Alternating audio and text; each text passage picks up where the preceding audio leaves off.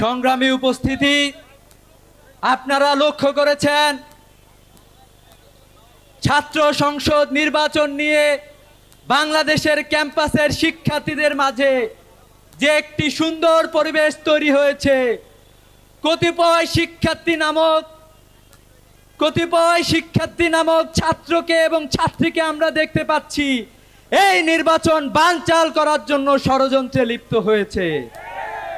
আমরা দেখতে পেয়েছি ছাত্র সমাজের দাবির প্রেক্ষিতে তারা যখন নিজ উদ্যোগে এই নির্বাচন বন্ধ করতে পারছে না, তারা তখন হাইকোর্টের ঘাড়ে বন্দুক রেখে ডাকসু নির্বাচন বন্ধ করতে চায়। আমরা হাইকোর্টের বিচারকদেরকে বলতে চাই, আপনারা দেখেছেন বিগত সময়ে বাংলাদেশে এমন বিচারপতি তৈরি হয়েছিল যারা বলতো, যারা স্কাইপের মাধ্যমে পরামর্শ করে চক্রান্ত করে বিচার ব্যবস্থাকে কলঙ্কিত করেছিল, যারা বিগত 16 বছরে ফ্যাসিবাদকে বাংলাদেশে স্টাবলিশ করেছে।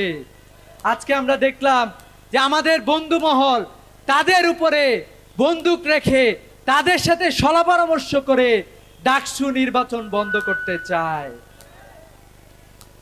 আমরা আরো দেখতেছি আজকেই ঢাকা বিশ্ববিদ্যালয়ের পরিবেশ নষ্ট করার জন্য ছাত্র দল ক্যাম্পাসে বহিরাগতদের নিয়ে মিছিল করেছে। আমরা ইতিপূর্বে দেখেছি রোকে হলে ছাত্রদল ছাত্রীদের উপরে হামলা করেছে, শামসুন্নাহর হলে হামলা করেছে, বুয়েটে আমাদের বোন সনিকে হত্যা করেছে। আমরা দেখলাম প্রায় 44টার মতো ধর্ষণের খবর পত্রপত্রিকায় এসেছে। আরো অসংখ্য নারী ধর্ষণের শিকার হয়েছে। সবাই আদালতে যাইতে পারে নাই, সবাই মুখ খুলতে পারে নাই।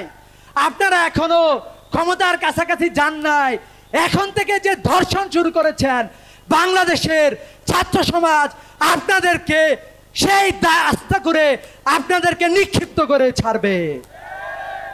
আমরা শুনেছি বিশ্ববিদ্যালয়ের প্রশাসনের সাথে লন্ডন থেকে সম্পর্ক মেনটেন করা হচ্ছে।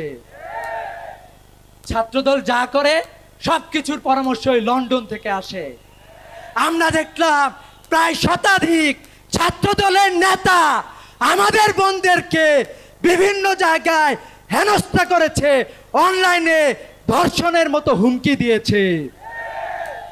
আমরা বলতে চাই এই প্রত্যেকটা দায়ভার যিনি দিচ্ছেন তাকে দায়ভার নিতে হবে। ক্যাম্পাসে একটি অস্থিতিশীল পরিবেশ করার জন্য বাহির থেকে ষড়যন্ত্র করছেন। ছাত্র সমাজ সবকিছু বুঝে, সবকিছু জানে। যদি ডাকসু আক্রান্ত হয় আমরা ধরে নিব ডাকসু আক্রান্ত হয়েছে লন্ডনের প্রেসক্রিপশনে।